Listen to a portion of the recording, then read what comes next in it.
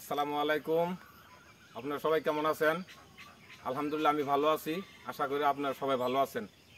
আজকে একটা বিষয় আমি কথা বলতে চাই। আমরা যারা আসলে পাহাড়ে থাকি, আজ থেকে 20 বছর আগে আমরা কিন্তু এই যে আমার পিছনে যে ধান ক্ষেতগুলো দেখতেছেন, ভূমিগুলো দেখতেছেন, এই ক্ষেতগুলো ঠিকই ছিল, কিন্তু আমাদের ধান আবাদ করতে পারতাম না।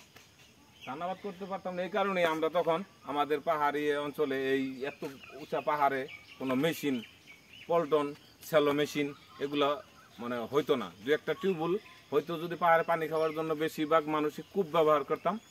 হ্যাঁ, তখন দেখা যায় যখন টিউবওয়েল আসলো আজ থেকে 20-25 বছর আগে, তখন হেসো টিউবওয়েল নামে একটা মানে মাটির মধ্যে গাইরা বৈশা এভাবে টানতে হতো। এখন আমরা কখনো কোনোদিন এই ভাবতে পারি না আল্লাহ পাক আমাদের দিকে এত সুন্দরভাবে নজর দিয়েছেন যে আমাদের এই বাংলাদেশে প্রতিটা অঞ্চলে আমাদের বিদ্যুৎ এসেছে।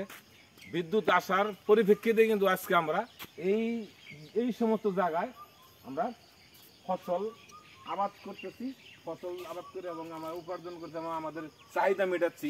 যে ধান আবাদ করছি, আমরা নিজেরা খাচ্ছি এবং কি দেশের স্বার্থেও ব্যবহার হচ্ছে।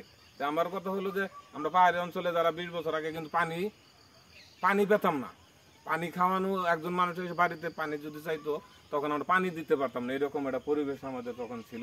ইনশাল্লাহ আল্লাহ পাক এখন প্রত্যেকটা ঘরে ঘরে এত পাহাড়, এত উঁচু উঁচু পাহাড়, এত বন দেখতেছেন, সব বাড়িতে ইনশাল্লাহ পিডিবি মানে অফ দ্য কারেন্ট পৌঁছে দিয়েছে বাংলাদেশ সরকার। যে ঘটনা হলো এখন আমরা দুমুঠো ভাত এখন খেতে পারি। আমার কথা হলো আমরা যারা পাহাড়ে থাকি, আসলে এখন পাহাড়ে স্বর্ণ ফসল আবাদ করি। স্বর্ণ মানে প্রতিটা ফসল, হলুদ, আদা, আপনার শাক সবজি, গম, ভুট্টা, তারপর আপনার এখন আমরা প্রতিটা বাড়িতে দেখেন যাবেন, আমরা পশু পাখি মানে গবাদি পশু, গরু, ছাগল, ভেড়া, মহিষ, আবার মুরগির খামার, হ্যাঁ বড় বড় খামার, গরুর খামারও এখন আমাদের এই পাহাড়ি অঞ্চলে গড়ে উঠেছে ইনশাল্লাহ।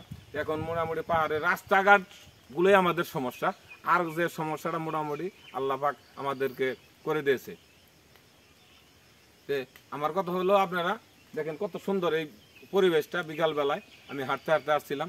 আসলে আমি এই কথাগুলো যে আমি আইরে আল্লাহ পাক আমাদের কত বড় নিয়ামত দানকারী, যে আমরা এই মাটি ছিল, এই জায়গায় ছিল, তখন আমরা ভাত পাই নাই। আমাদের এই পাহাড়ি এলাকার মানুষ খাইতে পারে নাই, দুমুঠো ভাত খাবো যে তখন খাইতে পারে নাই।